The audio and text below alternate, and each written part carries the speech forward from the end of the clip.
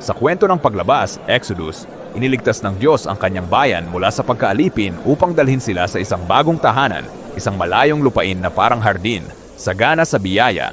Ngunit hindi sila dinala ng Diyos diretso roon. Sa halip, pinangunahan niya ang Israel sa mahabang daan sa pamamagitan ng isang malupit at tuyong ilang. Pero bakit? Ano ang dahilan kung bakit dumaan pa sila sa disyerto? Hot, magandang tanong yan. Tuklasin natin ang tema ng ilang sa Biblia. May isang nakakaintrigang bagay. Nagsisimula ang kwento ng Biblia sa isang walang buhay at walang laman na ilang. Ngunit ang buhay na nagmumula sa Diyos ay nagpasibol ng tubig mula sa tuyong lupa. Mula sa bukal na iyon, nagtanim ang Diyos ng isang hardin. Isang hardin na puno ng buhay ng Diyos.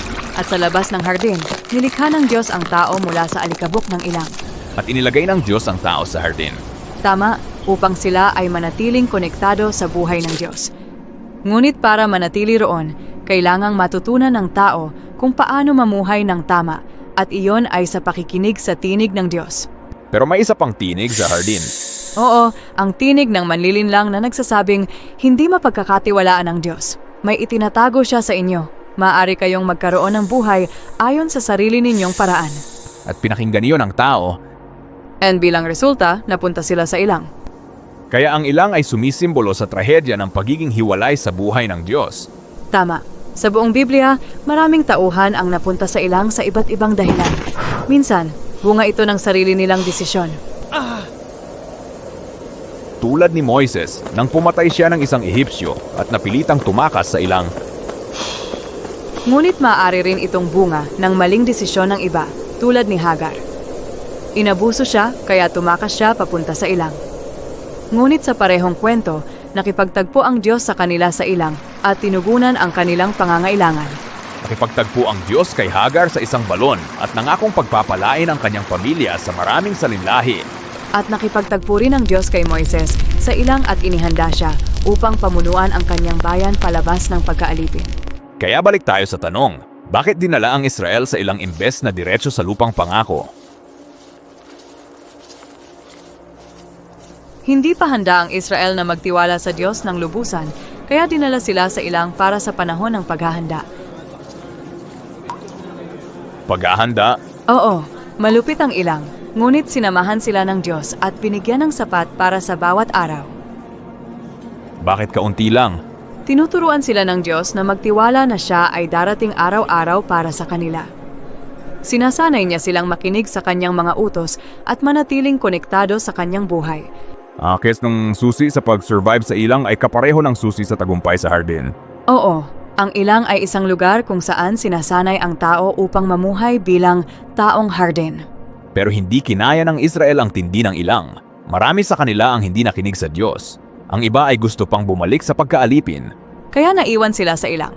Ang sumunod na henerasyon, ang lumaki at nahubog sa ilang, ang naging handa na pumasok sa lupang parang hardin. At noong una, matibay ang kanilang pagtitiwala sa Diyos. Ngunit hindi rin ito nagtagal. Nagsimula silang isipin na ang kabutihan ng lupain ay dahil sa sarili nilang talino at lakas o galing sa ibang Diyos. Nakalimutan nila ang Diyos na nagbigay ng lahat. At humantong ito sa pagsamba sa Diyos-Diyosan at kawalang katarungan hanggang sa muli silang ipinatapon sa ilang.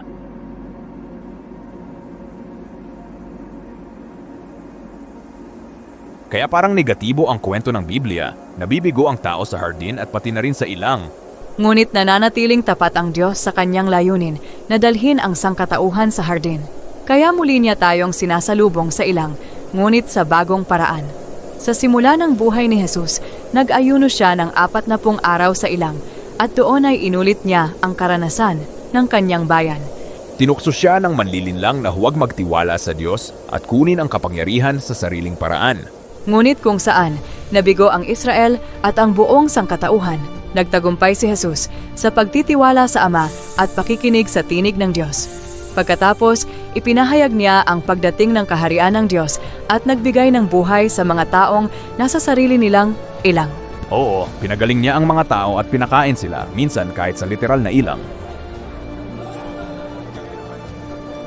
Tinawag niya ang mga tao na sumunod sa kanya, makinig sa kanyang tinig at ibahagi ang kanyang mga biyaya sa iba. At pagkatapos ng kanyang kamatayan at muling pagkabuhay, nauna si Jesus upang buksan ang daan patungo sa hinaharap na lupang parang hardin. Ngunit hindi pa tayo naroroon. Sa isang paraan katulad tayo ng Israel, naglalakbay pa rin sa ilang napuno ng hirap at panganib. Ngunit ipinangako ni Jesus na siya ay kasama natin. Hindi laging ibinibigay ang gusto natin, kundi ang kailangan natin.